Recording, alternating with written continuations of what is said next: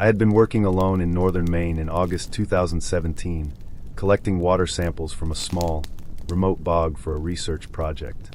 The cabin I used was nothing fancy, just a single-room wooden structure perched on the edge of the forest, with a small porch and a wood stove.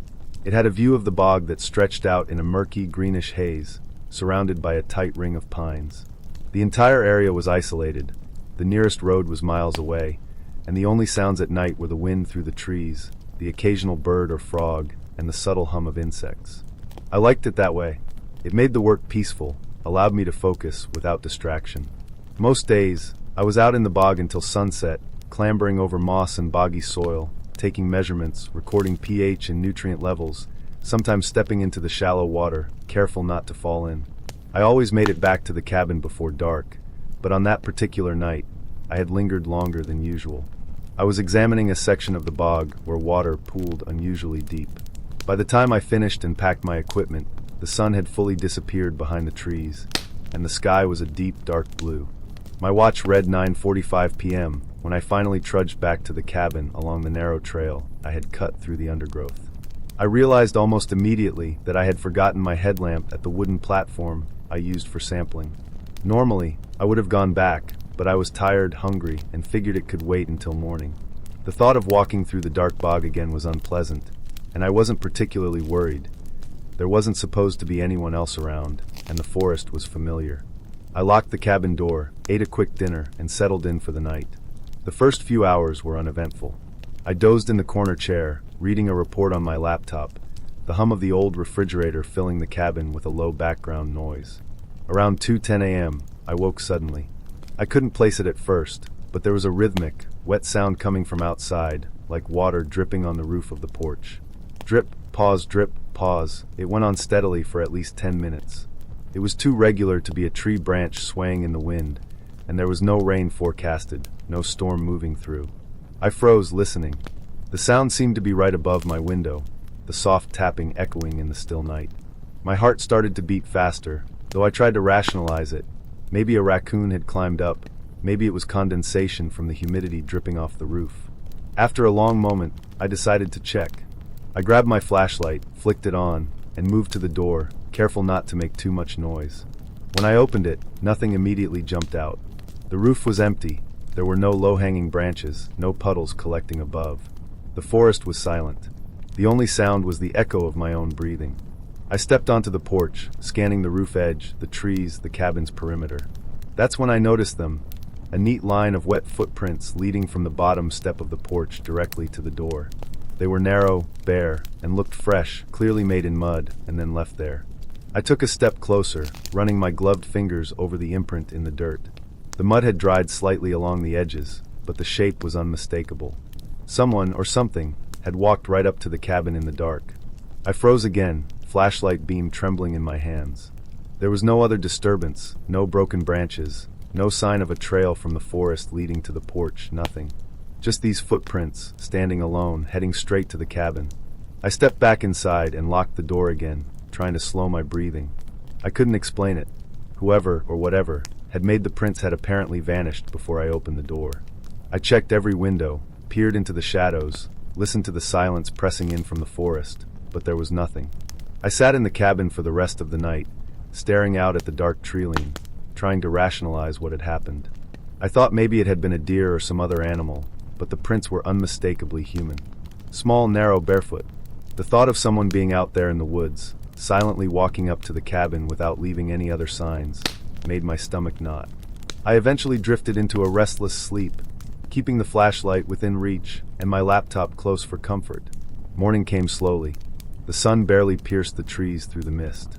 I forced myself to eat a quick breakfast and packed my gear to hike back to the bog. My mind kept replaying the prints, and I felt a knot of unease in my chest. The trail to the bog platform was muddy from the earlier week's sporadic rain, and my boots sank slightly with every step. I tried to think of logical explanations, another researcher, a hiker, someone exploring the area.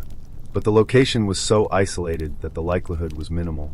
When I reached the platform, I almost dropped my pack. My headlamp was lying in the middle of the wooden planks, switched on. Its beam pointed directly at the cabin, cutting through the morning fog like a beam of warning light. I picked it up carefully, inspecting it for any signs of tampering.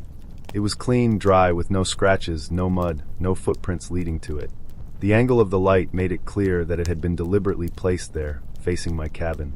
I walked the perimeter of the platform, scanning the edges, the nearby trees, and the water. There was no indication of anyone being there. No footprints, no broken branches, nothing in the mud that would suggest someone had come back through the bog and placed the lamp. It didn't make sense.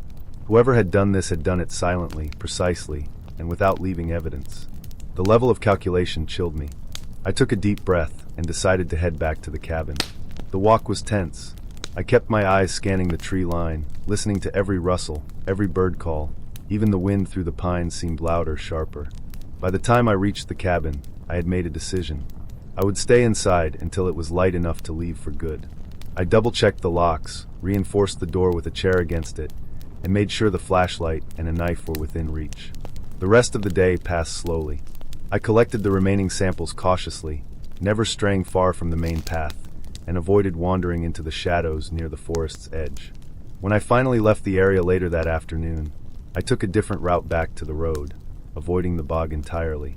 I kept glancing over my shoulder, half expecting to see someone standing in the trees or walking behind me.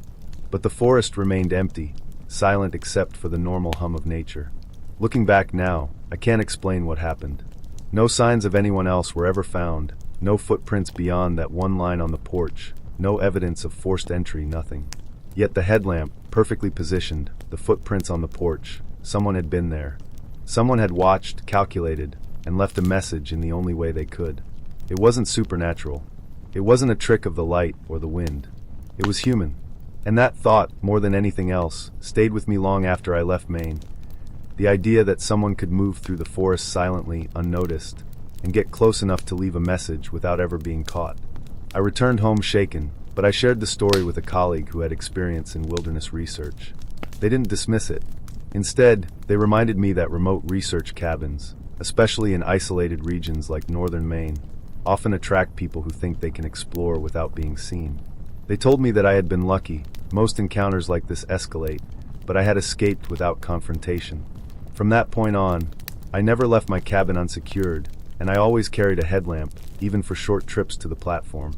The memory of the wet footprints, perfectly placed, and the beam of the lamp pointing straight back at my cabin, remained with me every time I went into the woods. I never saw anyone, never found any other sign, but I knew, without a doubt, that someone had been there. Someone human, capable, and watching. That realization was enough to make the solitude of the forest feel like a trap, even when the sun was shining and the birds were singing. Even years later, thinking about that night makes my stomach tighten. The woods are beautiful, quiet, and seemingly safe, but that night in northern Maine reminded me that the peace of isolation can be deceptive, that the most carefully placed silence can hide a presence just outside your door. And sometimes, all it takes is a pair of footprints in mud and a headlamp left pointing at your cabin to make you understand that.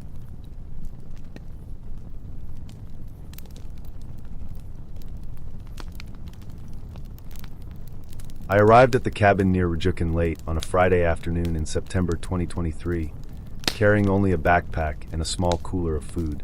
The gravel track leading up to it was narrow and overgrown in places, the kind of path that makes you feel entirely cut off from the world. By the time I parked, the sky was a dull gray, clouds low and heavy, and the steep hill behind the cabin was shrouded in mist. The air smelled damp, earthy, the kind of smell that clings to your clothes and hair after walking through wet grass and fallen leaves. The cabin itself was modest, made of dark-stained wood, with a wide porch and a chimney that looked unused for years. Inside, it smelled faintly of old pine and dust. The floorboards creaked under my weight, and the furniture was simple but functional. There was a small wood stove in the corner, a kitchen with bare cupboards, and a few unmade beds. I set my things down, unpacked enough for the night, and lit a fire, enjoying the warm orange glow as the first shadows of evening fell across the cabin. After a late dinner of canned soup and stale bread, I settled into bed around 11, the cabin quiet except for the occasional rustle of wind outside and the distant call of birds. Around midnight, I woke suddenly. At first, I wasn't sure why. There was a faint vibration under me, low and constant, like the idling of a distant engine. It was so subtle that it could have been my imagination, but the floorboards under the bed hummed against my feet. I stayed still for a moment, listening. Then the vibration grew stronger, more insistent, so that the glass in the kitchen cabinets rattled with a soft clinking sound. My heart picked up. I rolled out of bed and moved toward the window, squinting into the darkness. The gravel track was empty, nothing moving along it. The vibration continued, steadily building. My stomach tightened as I stepped outside, the cold night air biting at my skin. There was no sound besides the low thrum beneath my feet, no headlights, no engine, nothing that could explain it. Then, as suddenly as it started, it stopped. The silence was sharp, almost painful, ringing in my ears, and for a long moment I just stood there, gripping the window sill, trying to convince myself it had been a trick of the wind or some odd settling of the house. Eventually, I returned to bed, pulling the covers tight around me, but sleep did not come easily.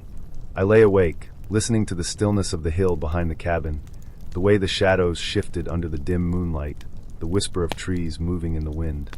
I kept imagining shapes, patterns in the dark slope, but nothing concrete appeared. Still, a sense of unease clung to me like a second skin. Morning came with a pale, misty light.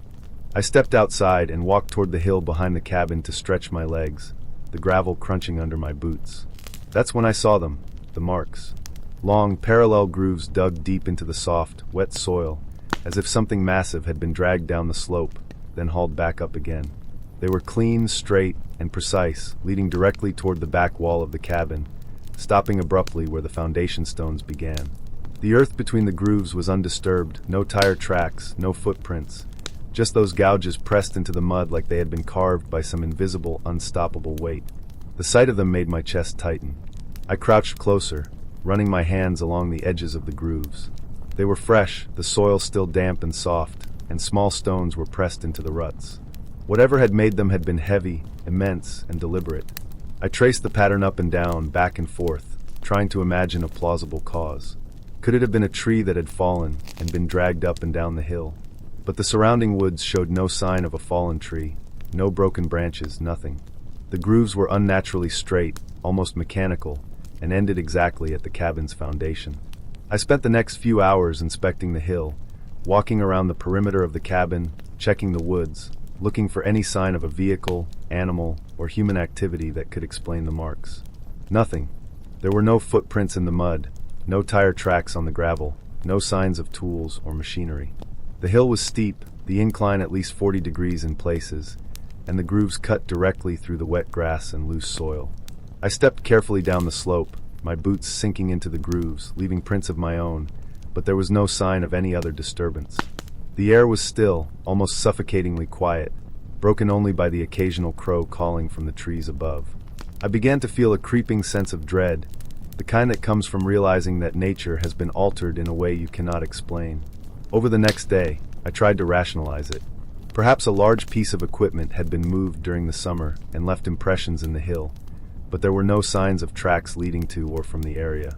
No one lived nearby. The nearest road was over 2 kilometers away, and the cabin's gravel track was narrow and winding, impossible for large machinery to reach unnoticed. I photographed the grooves, documented everything, hoping to find some logical explanation later. I even walked the perimeter of the hill multiple times, scanning the tree line for anything unusual. The sun broke through the clouds in the afternoon, casting sharp shadows that made the marks stand out like scars across the hillside. The more I looked, the more impossible it seemed. Whoever or whatever had made them had left no trace other than the gouges themselves. I could not shake the feeling that whatever had caused them was enormous, heavy enough to shift tons of soil without leaving a single track, and deliberate enough to stop exactly at the cabin. That night, I double-checked the locks on the doors and windows. I stacked heavy furniture against the back wall, just as a precaution, though I had no idea what for. The cabin settled in the wind, creaking and groaning, but no vibrations came. I lay awake for hours, listening to the night, imagining the hill behind me, the deep grooves running toward my sleeping space, thinking of the raw, unstoppable force that had left them. There was nothing visible, nothing that could be easily explained, and that lack of explanation gnawed at me far more than any visible threat would have. The next morning, before leaving, I took one last walk up the hill. I noticed that the edges of the grooves had begun to dry, small rivulets of water running along the depressions. I bent down and dug my fingers into the damp soil, trying to imagine the weight that had pressed it down. It was unlike anything I had ever seen, precise and forceful, a line through the earth that suggested power and control. But the most unnerving part was that the marks stopped at the cabin's foundation stones. Whatever had made them had never crossed that invisible line. It had come close enough to touch, to threaten, but had stopped short, as though respecting the boundary of the building itself. I felt an odd relief mixed with lingering unease. There was no one to be afraid of now, no immediate danger. The marks were the evidence, silent and strange, of something I could not explain. But whatever it had been, it was gone. I packed my things, loaded the car, and drove down the gravel track, casting glances at the cabin in the rearview mirror. The sun had risen fully, brightening the valley, and the mist was lifting from the hill. The grooves remained, stark against the earth, mysterious but harmless in the daylight. I told myself I would never know what had caused them, and that was fine. Whatever force had passed through that hillside, it had left no trace beyond the marks themselves, and had respected the boundary of the cabin. Driving back toward Rajukin, the sense of dread finally began to fade, replaced with the strange satisfaction of having witnessed something rare, inexplicable, and ultimately harmless. The cabin stood behind me, quiet and still, the hill scarred but stable, and the world around me calm again, as if nothing had happened at all. The memory of those deep, parallel grooves would stay with me, a reminder of the strange, silent power that had passed that night, and the simple relief of having survived it without harm.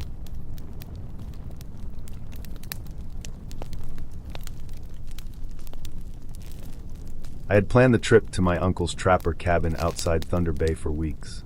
March in northern Ontario was still winter in all but name, and the frozen logging roads were rough and lonely, but I needed the isolation.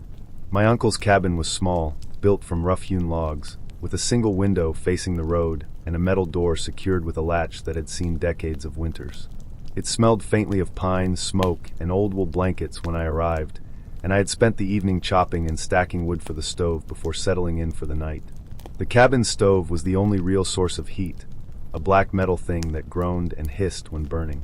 I had made a small fire before bed and tucked myself under a heavy quilt, listening to the wind push through gaps in the logs and the distant creaks of the trees. Sleep came, but it was not deep.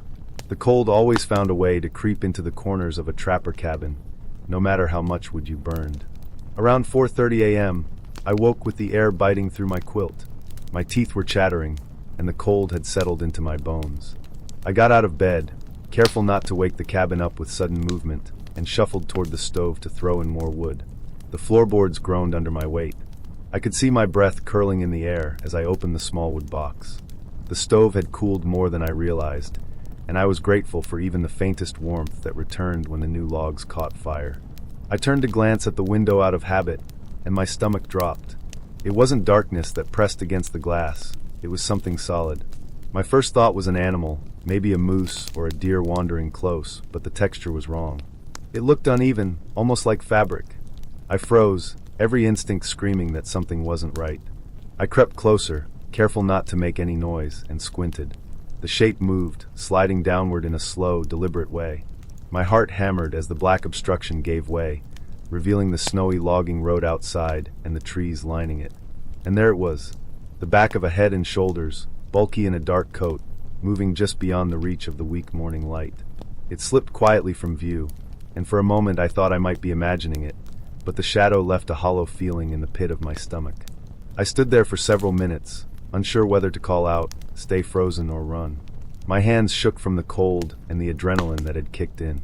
I considered the metal door and the latch, sturdy, old, and likely able to hold something out, but the sense of unease was suffocating.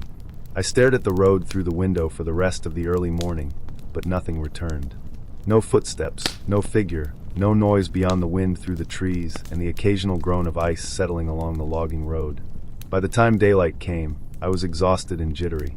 I dressed quickly, layering clothes against the lingering chill, and went outside to inspect the cabin's surroundings. The snow was hard and crisp, the kind that makes a sharp crunch underfoot. My uncle had warned me that tracks would be visible for days if the wind didn't cover them. I followed the edge of the trees and soon saw them. Huge boot prints, much larger than mine, leading from the tree line. They stopped directly under the window I had been staring out of, then continued off, moving parallel to the cabin. The spacing between each step was far longer than mine could ever reach, as though whatever had been there was taller, longer-legged, or simply moving at a pace I could never match. I circled the cabin, careful not to leave my own tracks in a way that would confuse the evidence, and looked for other signs. Branches were bent, as if something heavy had brushed past them. The snow around the window was packed down, flattened, though I couldn't see any marks that indicated it had tried to enter. Still, the sense of intrusion lingered. Whoever, or whatever, had been deliberate, patient, and cautious, moving in a way that minimized noise while keeping a clear line of sight into the cabin. I returned inside, checking the latch on the door twice, then piled more wood on the stove. The cabin had a small, dim corner near the door where I could see any movement outside, but the sun had risen enough to show nothing beyond the trees. I tried to push the fear down, telling myself it had been a hunter or a trapper checking the road, but the feeling of being watched didn't fade. Every small sound, the crack of the stove, the whistle of wind, the distant snap of a branch, set my nerves on edge.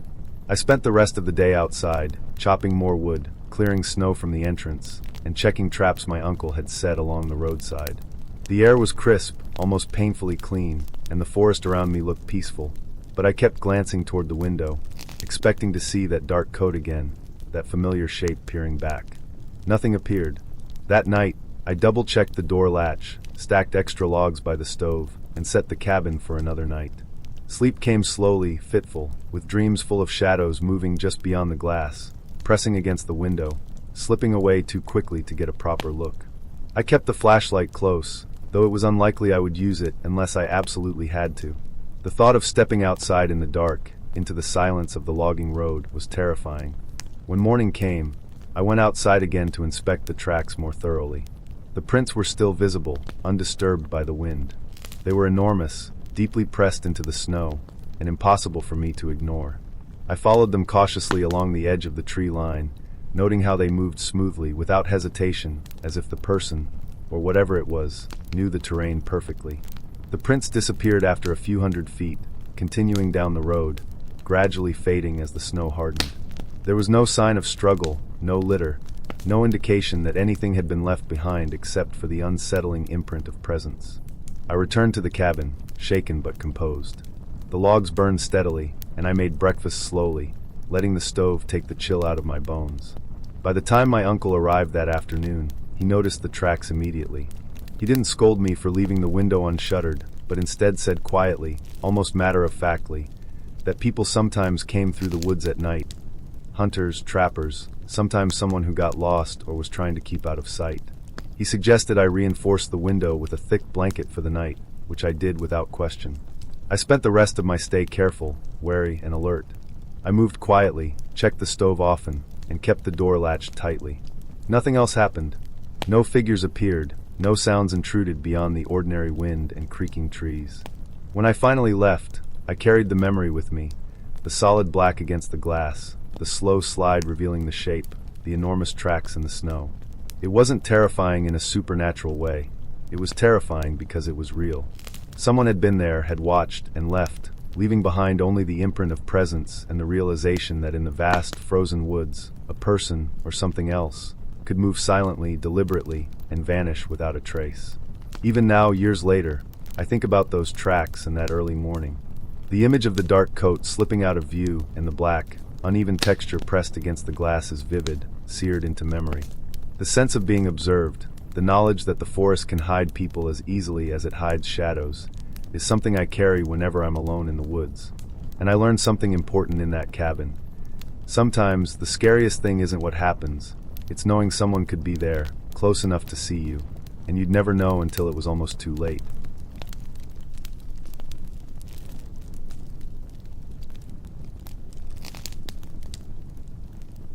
I had been looking forward to the solitude of that November writing retreat for months. The cabin was tucked away on a small, isolated stretch of forested shoreline outside Marquette, Michigan. It sat at the edge of the lake, the water dark and still in the chilly autumn air, reflecting the bare trees like some distorted mirror. I arrived in the late afternoon, with the sun already low in the sky, casting long, gray shadows over the gravel drive. The cabin was small, rustic, and perfectly suited for someone who wanted nothing but a desk, a few shelves, and a view of the water. There was a faint smell of pine and damp wood, the kind that lingers in an old cabin that hasn't been properly sealed for winter. The place had a simple kitchen, a modest living area, and a small bedroom. The most striking thing, at first, was the old analog clock mounted above the kitchen table. It was brass-rimmed, with yellowed numbers and slightly warped hands, the kind of clock that seemed like it had existed there for decades. The first night was peaceful, almost idyllic. I had dinner and settled at the kitchen table to write until late, the warm glow of the lamp spilling onto the worn wood. I went to bed around 11, pulling the thin quilt over myself. The cabin was quiet except for the occasional creak of the floorboards and the distant sound of water lapping against the shore. Around 1 in the morning, I stirred slightly, the lake now invisible behind the blackened window. I slept in fits, waking briefly to the tick of the clock. I didn't notice anything unusual until I woke fully at 1:26 a.m. My heart was pounding, my chest tight, and I felt an almost magnetic pull as though I'd been yanked awake from a dream I couldn't remember. The sensation was so strong that I sat upright, gasping. I tried to shake it off, attributing it to nerves, the isolation, maybe the cold. I checked my phone. It read 1:47 a.m., and the cabin was silent again. I eventually fell back asleep, uneasy but rationalizing it as nothing more than fatigue. The second night followed a similar pattern. I went to bed early, hoping to get more rest. I woke again, exactly at 1:26 a.m., with that same suffocating tightness in my chest, and the odd sense that something had been there, watching or waiting. It didn't make sense, but I told myself I was imagining things. The cabin, while cozy, was old. Old houses make noises, shadows stretch in unnatural ways, and my mind could have easily turned ordinary sounds into something sinister. I looked at the clock then, barely daring, and it seemed normal, ticking steadily, the hands moving slowly in their relentless orbit. I shook my head, tried to distract myself, and eventually fell back asleep, though sleep now came with an edge, a tension that hadn't been there the night before. The third night, my unease became impossible to ignore. I woke again, the same suffocating tightness in my chest, the same leap of panic in my stomach. I forced myself to open my eyes and immediately went to the kitchen. That's when I noticed it, the clock. The hands were frozen at 1:26. I stared at it, expecting to see them twitch or jump, but nothing. The second hand was moving in tiny, precise ticks, but the hour and minute hands remained stubbornly fixed. I checked my phone, 3:09 a.m. I pinched the bridge of my nose, trying to rationalize. The clock must be broken. Maybe it was a mechanical failure I hadn't noticed. Maybe something inside was stuck. I opened the back, swapped the batteries with fresh ones I'd brought, set the time, and went back to bed early, almost desperate for uninterrupted sleep. But it didn't matter. I woke again, chest tight, heart hammering, mind racing. The clock was frozen at 1:26 once more. I stared at it, breathing hard, the room silent except for the faint hum of the heater. The next morning, I tried to shake off the incident, attributing it to stress or perhaps sleep apnea. I made coffee, stared at the lake through the misted window, and tried to write, but the image of the frozen clock haunted me. The water was calm, the trees reflected perfectly, but I couldn't shake the feeling that the cabin had shifted somehow, that the space around me wasn't quite as empty as it should have been. I told myself I was imagining it, that I had been unsettled by isolation and cold. I made another attempt at sleep that night, earlier than the previous ones, hoping for a longer stretch. On the final morning, I went about my routine, packing up the small amounts of food I had left and tidying the cabin. I looked at the clock one last time before leaving, and that's when I noticed something I hadn't seen before. On the glass cover of the clock, there was a spiral of greasy fingerprints, smudges that ran in a counterclockwise pattern, as if someone had taken a dirty hand and twisted the clock hands backward. I froze. I lived alone, and the only key to the cabin was the old brass key I had hung on the hook by the door each night. It was exactly where I had left it, untouched. There were no signs of forced entry, no footprints on the porch, no disturbance inside. The kitchen table was neat, the lamp exactly where I had left it, the floorboards unmarked. Nothing had been moved, yet the clock told a story I couldn't explain. I spent hours checking every corner of the cabin that morning. I inspected the windows, pushed open the creaky screens, looked under the beds and behind the cabinets. There was no one there, no sign that anyone had entered. The more I looked, the more impossible it felt. The cabin was old, the area remote. The nearest road was a good mile away, and with snow starting to fall, there was no logical way anyone could have come, tampered with the clock, and left without leaving a trace. Yet, the evidence was undeniable. The fingerprints were fresh, greasy, and in a clear spiral. My hands had been clean when I left the cabin each night, The clock was high enough on the wall that I couldn't have reached it without a chair, and I had never moved it. I even checked my own memory, replaying every movement, every time I had gone to bed. There was no explanation that made sense. I finally left the cabin, locking the door behind me and tucking the brass key back into my pocket. As I drove away, the road slick with early frost, I kept my eyes on the rearview mirror, half expecting to see someone or something following. Nothing appeared, but a part of me couldn't shake the image of the clock frozen at 1:26, the spiral of fingerprints etched into the glass. I called the local hardware store once I was back in Marquette proper and described the clock to them. They confirmed it was a simple, old mechanical model, nothing fancy, nothing electronic, and nothing that could move its hands on its own once wound. Even with fresh batteries, it should have moved. I showed them a photo of the fingerprints. They agreed that there was no natural explanation, only human intervention. When I finally returned home, I resolved to report the incident to the local sheriff, just to see if anyone had been around the area at the time. The deputy I spoke with was polite but skeptical, and there were no reports of break-ins or suspicious activity near the lake that week. He suggested it might have been a prank by someone familiar with the area, but I knew it couldn't be. The cabin was isolated, access difficult, and the snow had already started falling on the last night. No tracks appeared, and the brass key had never left its hook. I never returned to that cabin. I kept the key as a reminder, a strange, unnerving artifact of something I couldn't explain. I moved on with my life, but every November, when the nights are long and the air cold, I think about that clock and the spiral of fingerprints. I have no idea who, if anyone, came into that cabin, or why the hands were stopped precisely at 1:26 every night. What I do know is that the experience was real, and it was human, something someone did or left behind, even if I could never see them. It changed the way I think about solitude and trust, and it taught me that isolation doesn't always mean safety.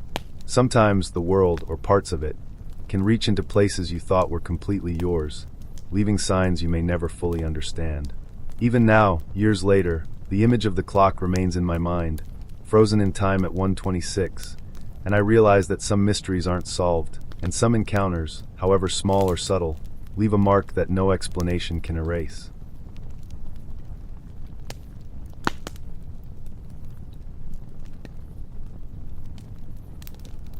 February in the San Juan Mountains has a way of swallowing you whole. The wind cuts like knives, and the snow doesn't just fall. It drapes itself over the world, muting sound, hiding paths, and turning familiar spaces into a maze of white. I had booked a tiny ski cabin up there, thinking a solo weekend escape would be peaceful, a way to push away the noise of work and everything else waiting at home. The first day was almost pleasant. The cabin was small, wood-paneled, with a cast-iron stove that struggled to heat the space. I spent the day walking the slopes nearby, feeling the crisp air in my lungs, the silence broken only by my boots crunching the crusted snow. By evening, I was exhausted, the kind of tired that makes your limbs ache but your mind quiet. I made a small dinner, poured a whiskey, and sat near the stove until the warmth finally seeped in. The second night, the snowstorm hit hard. The wind rattled the cabin and shrieked through the gaps in the logs, and by 9 p.m., visibility outside was near zero. The storm didn't just obscure the view, it erased it. There was nothing but white and the occasional shadow of a tree bending under the weight of snow. I tried to read, tried to focus on anything to distract myself from the hollow, endless whine of the wind. That's when I first noticed it, a faint thumping coming from under the floorboards. At first, I thought it was the wind, something loose in the cabin rattling against a beam. But the rhythm was too regular. Thump, thump, thump. It wasn't high-pitched or hollow. It sounded like a shoulder or a head repeatedly hitting the wood, slow and methodical, almost deliberate. The wind howled around the cabin, but the thumping stayed constant, underneath everything. I froze. My mind ran through the logical possibilities. Mice? Squirrels? Unlikely. The sound was too heavy, too strong. I climbed out of bed, kneeling on the cold wooden floor, pressing my ear flat to the boards. The thumping felt distant at first, but then it moved. I could feel the vibration shifting under the wood, from the middle of the cabin toward the wall beneath my bed. I lay there, holding my breath, listening. The thumping turned into a scraping sound, like something dragging across the joists below. The boards flexed slightly under my hands as the movement came closer. Then, just beneath where I had been lying, the floor pushed up once, hard enough for me to jerk backward. My stomach dropped, and I could feel my pulse in my ears. I stayed as still as I could, listening to the scraping retreat a little, then stop. The silence that followed was almost worse than the noise. Every gust of wind outside seemed magnified, rattling the logs, making the cabin groan in ways I hadn't noticed before. I tried to reason it out. There was no basement, just a crawl space, maybe 2 feet high. Any human being trying to move under there would have to be small, extremely fit, and desperate not to be seen. I thought about the likelihood of someone crawling under the cabin during a snowstorm in near whiteout conditions, and realized it was absurd. The thought of being alone in a tiny wooden box miles from the nearest road didn't help either. My mind kept running through scenarios, break-ins, squatters, someone hiding out, but all of them seemed both unlikely and terrifying. I stayed awake the rest of the night, moving as little as possible, every sound outside making me flinch. I would check the crawl space every hour, but the snowstorm outside made it impossible to get a sense of where anyone could have come from. By morning, the wind had eased, but the snow was deeper than ever. I put on every layer I had and stepped outside. The world was a white desert. I trudged around the cabin, checking for footprints or signs of forced entry. The snow had drifted fast and thick, and any evidence was either buried or wiped away entirely. For hours, I walked around the perimeter, circling the cabin, checking the log siding, the door, and the small windows. Everything looked untouched. It was as though no one had been there at all. When I finally examined the foundation skirting around the cabin, I found one board that had been pushed in slightly, a fresh crack in the wood that hadn't been there when I arrived. The snow around it was disturbed in a strange way, shallow impressions partially filled in, as if something small had been pressed against it and then quickly vanished. I pressed my hand to the crack, feeling the cold give of the wood, and realized that whatever had caused the thumping had been under that section of the floor, right beneath where I had slept. The thought made my skin crawl. I started thinking logically again. The crawl space wasn't large, but it was enough for a determined animal. Maybe a raccoon, or some other animal that had been driven into the cabin by the storm. The sound, the dragging, the flexing of the boards. It made sense if a large raccoon, or even a fox, had gotten under there somehow. But the thing that made it impossible to fully rationalize was the precision and timing of the movements. Whatever it was, it had moved deliberately toward my bed, stayed just long enough to push up on the boards, and then vanished without a trace. I could almost imagine it listening, waiting. I spent the rest of the day shoveling around the cabin, checking the drifts, ensuring that no other weaknesses in the foundation existed. The storm continued to dump snow, but I had a clearer picture now. I sealed gaps with spare wood, wedged heavy stones against the skirting, and made sure the crawl space was inaccessible. The sense of fear ebbed slightly as the cabin felt more secure, more mine. Still, I didn't sleep easily that night. I set up the small heater in the bedroom, tucked my boots under the bed, and positioned myself so that any sound from below would be impossible to miss. Every creak of the wood, every groan of the cabin, made me tense, but nothing happened. The following morning, the sun finally came out. The snowstorm had passed, leaving a pristine white landscape. I spent hours walking around, documenting the damage, the drifts, and the cabin itself. By the time I packed to leave, the tiny cracked board in the skirting was the only anomaly I could see. No footprints, no signs of human presence. Just the evidence that something had been under the cabin, and had been deliberate enough to reach beneath my bed and push. The rest of the crawl space showed no other entry points. Driving down the mountain, I couldn't shake the memory of the night. The storm, the thumping, the floorboards flexing under me, it stayed in my mind. But at least I knew what I could do to prevent it. I couldn't know for sure what it was, but I could ensure it couldn't happen again. The cracked board would be replaced, the skirting reinforced, and the crawl space blocked. No matter what had come under that cabin that night, I wouldn't be a target again. The mountains behind me looked beautiful under the morning sun, serene and quiet. The fear from the night had faded, replaced with a cautious respect for the isolation and raw power of that place. By the time I reached the main road, the sense of danger had receded almost entirely. The fear was no longer immediate but lingering, a reminder that even in places that feel secure, the world is full of surprises. The cabin had been a simple getaway, but it had also been a lesson. Isolation magnifies everything, and even something small and unseen can leave a mark you can't easily forget.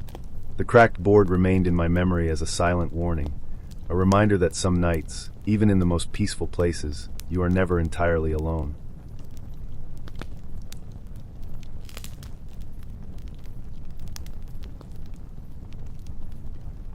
I rented a small cabin in Gatlinburg, Tennessee, in July 2021 for a week, planning to work remotely while enjoying the mountains. The cabin was cozy, made of dark wood, with a loft bedroom that looked down over the living room. The front porch overlooked a dense stand of trees, and the only sounds during the day were birds and the occasional hum of a car on the distant road. At first, it felt like the perfect getaway, a quiet retreat to focus on work, away from the buzz of the city. The first night passed without incident. I settled into the loft bedroom, laptop stowed away, and fell asleep to the low, steady hum of the air conditioning. Around 12:30 a.m. on my second night, I woke up thirsty and decided to get some water. As I stepped into the living room and headed for the kitchen, my eyes caught something strange. The front door had a smear of mud, roughly at shoulder height. I froze, staring at it for a moment, my mind racing. The mud wasn't thick or fresh. It looked like it had been dragged along with some pressure, but it was definitely there, on the inside of the door. I rubbed a paper towel over it, trying to ignore the sudden knot in my stomach. I told myself it must have been a streak from my shoes, or maybe a leftover mark from whoever cleaned the cabin before my arrival. I went back upstairs and tried to push it out of my mind. Sleep didn't come easily, though. I kept imagining someone pressing against the door, just standing there watching. The thought was irrational, the kind of paranoia that crept in when you're alone in the woods, but I couldn't shake it. Morning arrived, and I tried to focus on work, keeping the blinds closed and the cabin door locked. I didn't want to look at the door again, but eventually curiosity got the better of me. I walked over and froze. Another smear had appeared overnight, this one higher than the first. There were 4 parallel lines, streaked down the wood like dirty fingers had pressed and dragged along the surface. I checked the edges, the porch, the hinges, nothing. No footprints, no signs of someone trying to get in. I felt a tight knot in my chest, but I wiped it clean again, telling myself I was overreacting. Maybe it was a bird or a raccoon that had somehow gotten inside, or maybe I just imagined the first smear, and this was some odd coincidence. That day, I went about work and kept the door locked at all times. I double-checked the Ring camera on the porch. No one had come to the door, at least no one recorded. I scrolled through the footage multiple times, from the morning until the previous night. Nothing. Every night after that, the same thing happened. Between midnight and dawn, new streaks appeared on the inside of the door. Sometimes they were higher, sometimes lower, sometimes multiple parallel lines. Always muddy, always on the inside, always in places that seemed deliberate, as if someone had pressed and tested the door at different heights. I tried to rationalize it. Maybe it was the cleaners, although the marks continued every night. Maybe some odd humidity and condensation was mixing with dirt I had tracked in from the porch. But it didn't make sense. The smears were always finger width, and their placement suggested intent. I began documenting each one, taking photos every morning. They were never the same: height, number of streaks, width, pressure. The 5th night, I could barely sleep. I stayed in the loft, laptop open but ignored, staring down at the front door. Around 1 a.m., I felt a twitch of paranoia and got up to grab water. I tried not to look at the door, but as soon as I passed the living room, I noticed fresh streaks. They were low this time, almost at knee height, smeared across the wood as if someone had crouched and pressed their hands there. My hands shook as I wiped it away. I considered calling the police, but with no signs of forced entry and no one on camera, what would I even report? Someone touched my door inside a locked cabin? It sounded ridiculous, and I didn't want to be that person who overreacted. The next morning, my anxiety had escalated. I inspected the door carefully. There were no signs of a break-in, no scratches on the lock, no footprints. I took a moment to examine the structure of the cabin. The door had a deadbolt and a sturdy frame, the windows were secure, and the porch was high off the ground. If someone had climbed in, they would have had to be agile, careful, and silent, no easy task. I reviewed the Ring footage again, frame by frame. Nothing. No one approached. The camera didn't capture the interior, but the door was facing the woods, and I was starting to feel that the streaks weren't random. They were staged, observed, precise. That night, I decided to sleep lightly, leaving the bedroom light on in the loft and the cabin locked tight. I set my phone on the nightstand, screen glowing, fingers ready to call 911 at the slightest noise. I barely dozed. Around 2:15 a.m., I woke to the feeling of eyes on me. My stomach dropped. I froze in the loft bed, listening. The only sounds were the faint creak of the cabin settling and the wind brushing through the trees. I wanted to believe it was nothing, but something deep inside told me the door was the source of my fear. I waited until dawn, avoiding the living room entirely. Morning finally came. I mustered the courage to check the door one last time. That's when I saw it. A perfect palm print above the deadbolt, wide and proportioned in a way that clearly did not match my own hand. It was pressed into the wood as if someone had braced themselves there, holding their weight and listening. I ran my fingers over it, still faintly sticky, perhaps from mud or sweat, dried now. My heart was hammering. Whoever had done this was careful, patient, and precise. Not a prankster. Not a random animal. I packed up my belongings immediately, refusing to spend another night there. I left the cabin exactly as it was, doors locked behind me, and drove straight out of the mountains. I didn't stop until I was in the city, surrounded by lights and traffic and noise. It took weeks before I could think about that cabin without a creeping sense of dread. I never reported it. There was no proof, only photos of mud streaks and that final handprint. Looking back, I realized the real terror wasn't in a person being present or in a break-in. It was the invisible threat, the knowledge that someone had been inside, somewhere in the cabin during the night. The handprint above the deadbolt confirmed it. They had been close, listening, testing, watching without leaving evidence. The fact that I never saw them, never caught them on camera, was more disturbing than any confrontation could have been. I never returned to that cabin, and I still avoid remote rentals in secluded areas. The thought that someone could enter silently, leave subtle marks, and never be seen has stayed with me. It was a stark reminder that the things we can't see, the threats we can't confirm, can be far more unsettling than anything obvious. The cabin in Gatlinburg was quiet, picturesque, harmless, or so it seemed. But the streaks on the door, night after night, told a story of someone crossing a line into my space, lingering where they had no right to be. I'll never forget that final palm print, pressed above the deadbolt, wide and solid and impossible to ignore. It was the final proof of a presence I couldn't detect, a warning that I'd be lucky to leave with nothing worse than fear. From that experience, I learned a harsh lesson about perception and safety. The world can be quiet and empty, but that doesn't mean it's safe. It only takes one person, one chance, to create a horror that isn't supernatural, isn't mythical, but is terrifyingly real. The cabin seemed innocent in daylight, but at night, with the smears climbing higher each morning, I realized reality can be just as chilling as any story. I left Gatlinburg with a clear understanding that vigilance is never wasted, and that some threats aren't loud or obvious. They're subtle, precise, and they linger long after they're gone.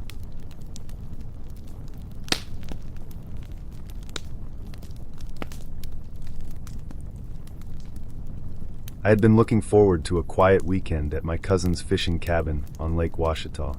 The cabin was small, barely bigger than a shed, with a single room and a glass sliding door that faced the lake.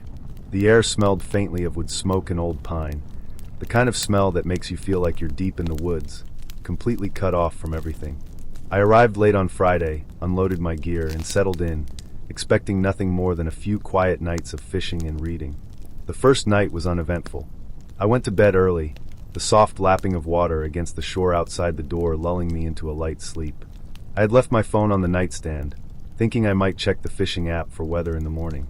At exactly 3:17 a.m., the screen lit up with a notification. My heart skipped when I saw it was from the motion sensor on the back deck. My cousin had forgotten to turn it off, and now it was sending me alerts. I grabbed the phone, my eyes adjusting to the harsh green glow of the night vision feed.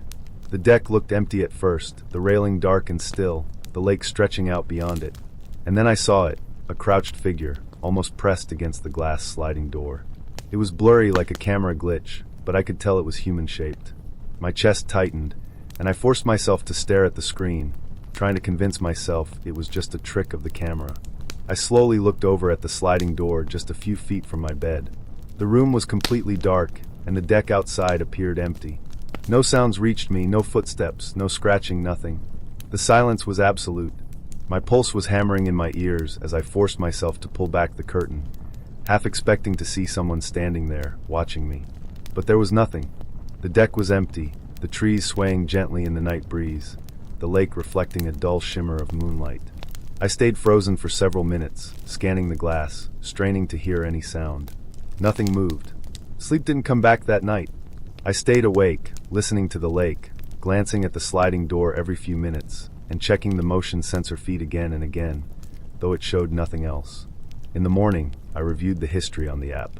My stomach dropped when I noticed the same crouched shape had appeared twice in the previous week, always around 3:15 a.m., each time a little closer to the glass. I scrolled through the timestamps, noting the patterns, the eerie consistency. Whoever, or whatever, had been there before I even arrived. I left the cabin that day, but the images stayed in my mind. Over the next few weeks, I contacted my cousin and asked if he had noticed anything strange before. He admitted that he had found footprints in the dirt around the cabin once, thought it might have been a neighbor or a local teenager, and decided not to worry about it. It became clear that someone had been sneaking onto the property, coming close enough to peer inside without ever making a sound. The fact that they did it in the middle of the night, consistently, made me uneasy. After that, I avoided going back at night. I installed stronger locks, motion lights, and a camera with better coverage. When I returned months later, I could see faint impressions in the dirt and grass on the back deck, the subtle marks of someone crouching there, just like in the footage. It was unsettling, but I never caught anyone in the act. Eventually, I accepted that the place wasn't as isolated as it seemed, that someone had been using it as a quiet spot to watch or hide. I learned to enjoy the lake during the day, keeping doors locked at night, and though I never felt truly safe there again, I also never experienced another incident. The thing that stayed with me the most wasn't fear of being attacked. It was knowing someone had been silently present, observing, and never making a sound. That knowledge made every shadow, every rustle outside the cabin, impossible to ignore. I never went back alone at night, and I never underestimated how exposed even a quiet, remote place could be. The footage, the footprints, and that crouched figure on the glass served as a reminder that some people watch without warning, and sometimes, all you can do is lock the doors and hope they stay unseen.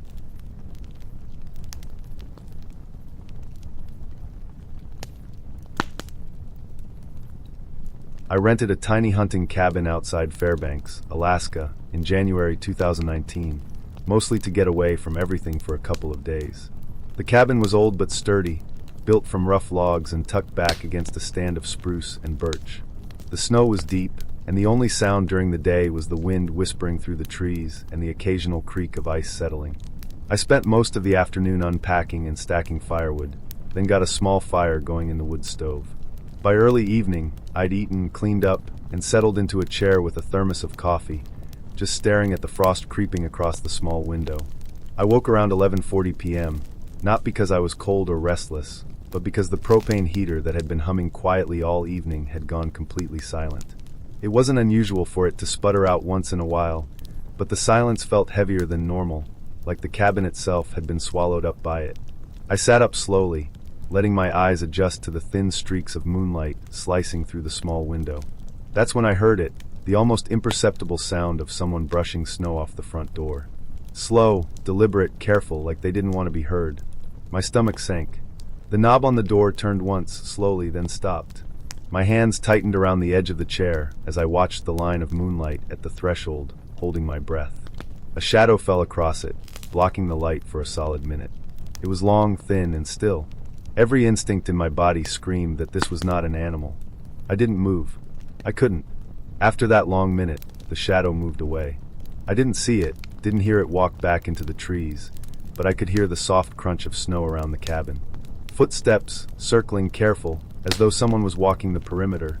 I stayed frozen, listening. Then nothing. Complete, suffocating silence again. The heater stayed quiet, and the only sound was my own heartbeat hammering in my ears. I didn't sleep again that night. I sat in the chair until the first pale light of dawn, staring at the door, staring at the snow, every shadow feeling alive. When the sun finally started peeking over the tree line, I went outside cautiously. The snow was undisturbed except for a single set of footprints leading from the trees to the front door. They ended there. No tracks leading away, nothing that explained where whoever it was had gone. The snow around the cabin looked untouched otherwise, but the snow on the door was brushed off, and the latch was slightly loose. It was clear that someone had tried to get in, and then simply vanished, leaving no sign, no trace, nothing to follow. I spent the rest of the morning packing up as quickly as I could, checking every corner, every window, every shadow. The place felt smaller now, more claustrophobic, even in the light. By the time I got in my car and started the slow drive back toward town, I kept glancing in the rearview mirror at the trees, half expecting to see a figure watching me, but there was nothing. The roads were empty, the snow falling gently, and the silence was heavy but ordinary. I told myself it had to have been someone lost or someone scouting the cabin, maybe even an experienced hunter passing through. But the precision, the timing, the way they stopped at the door and then disappeared, it didn't fit with anything I knew. Nothing explained it. I never went back to that cabin. I found a different spot farther south for my next trip, in a more populated area. I kept the memory close, though, as a reminder of just how alone you can feel out in the wilderness, how quiet it really is when no one else is around, and how quickly the line between normal and terrifying can vanish in the dark. The tracks outside my door stayed burned into my mind, the way they ended abruptly, leading nowhere. Whatever it wasn't coming back. And somehow that thought didn't make me feel safe. It made me feel lucky. Lucky that I hadn't done anything foolish. Lucky that the cabin door had held. Lucky that I had been awake to see the shadow at all. The wilderness had reminded me, in the most direct way, that it doesn't care about your plans, your weekend, or your comfort. It only cares about its own rules. And in that moment, I realized how fragile a sense of safety really is.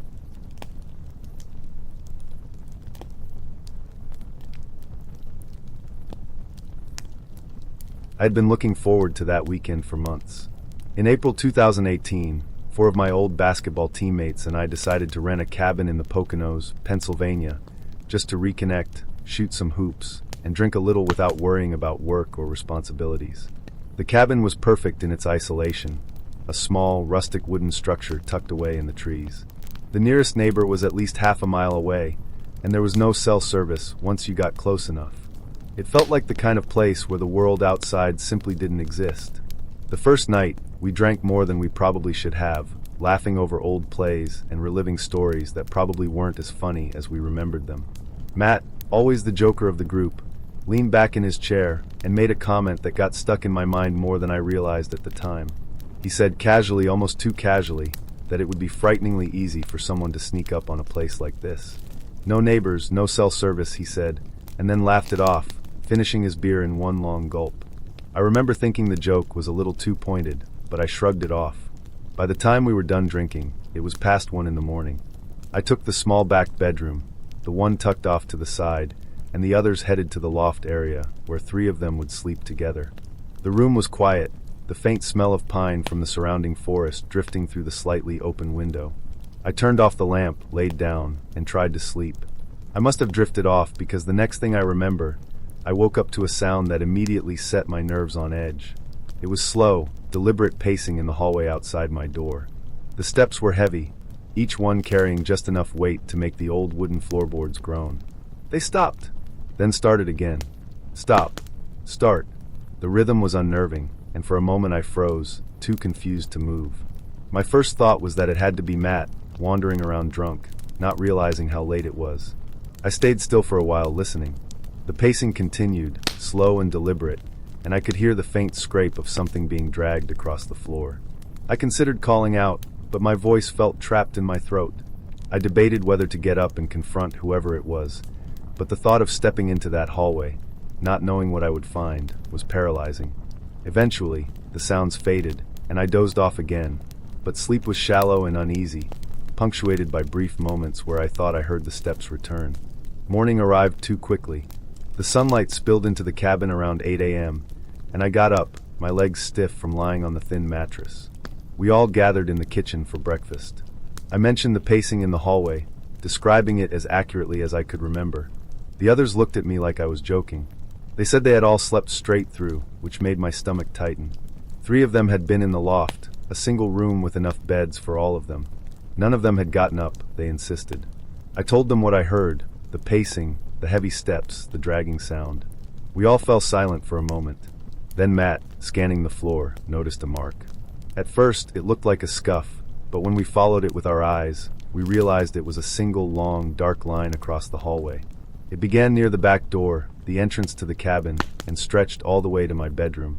It ended sharply, as if something had been dragged, then turned and stopped directly in front of my door. My stomach dropped. We all crouched down to examine it. The mark was dark, almost black, and the wood underneath looked slightly scratched and marred, like it had endured weight and friction over the course of the night. It wasn't a spill or some stain from spilled alcohol. This was deliberate, heavy, and deliberate. We looked at each other, silent, the weight of the implications settling in. I went to the back door, inspecting it carefully.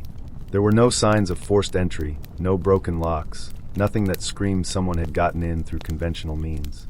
But the mark started there, so something or someone had come through that area. I pressed my hand against the doorknob. Cold metal. Locked. I tried the windows, checking each one. All secure.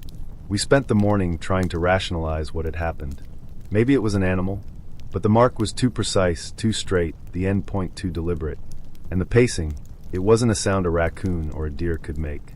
The wood creaked in a way that spoke of weight. This was human. My mind raced with possibilities, running through each one. A burglar? But why drag something so conspicuous across the hall? And why not take anything? Our phones, wallets, and a small stash of cash were all untouched. That afternoon, I decided to check the surrounding property. I walked along the perimeter of the cabin, trying to find anything, footprints, signs of digging, anything that would suggest someone had been hiding near the cabin overnight. The ground was soft from spring rains, and at first I saw nothing. Then near the tree-line on the side opposite the road, I found faint impressions in the soil. Small, careful, human footprints, leading around the cabin and stopping abruptly behind a large oak. No one had left a trail toward the road. Whoever had been here had entered and exited carefully, avoiding the obvious paths. We couldn't shake the unease all weekend. Every small sound, the crack of a branch in the wind, the scrape of a chair, made me jump. Matt kept joking, trying to lighten the mood, but even he seemed tense at times, his humor thin and strained. We didn't sleep well the rest of the nights, each of us more aware than the last of the possibility that someone had been in the cabin, pacing, watching, and perhaps testing the waters for something. On our last morning, before leaving, we agreed to clean the cabin thoroughly. As we pushed furniture and swept floors, I noticed the mark in the hallway. I traced it with my hand again. Nothing had been disturbed since the night before. No dust had settled to obscure it. The line remained sharp, dark, and deliberate. It was as if the cabin itself was holding on to the evidence, refusing to let it go. I left the Poconos with a knot in my stomach. We told ourselves stories to rationalize it. An intruder who had simply wandered off, a practical joke gone too far. But deep down, we all knew it wasn't that simple. Something had been inside that cabin in the middle of the night, heavy and deliberate, moving with purpose and stopping right outside my door. We would never know why or what it wanted, but the memory of that mark and the sound of the pacing stayed with me long after the weekend ended. Weeks later, I looked up crime reports in that area and found nothing unusual, no break-ins, no missing persons. The trail ended with our cabin and the dark scuff in the hallway. It remained an unexplainable, silent encounter that left me feeling both fortunate and deeply unsettled. That single line in the wood, leading straight to my bedroom, was a quiet reminder of how quickly isolation could turn a familiar, safe space into something threatening. I never stayed in another secluded cabin the same way again. I learned that sometimes, the scariest things are the ones that leave no trace other than the subtle, undeniable evidence of their presence.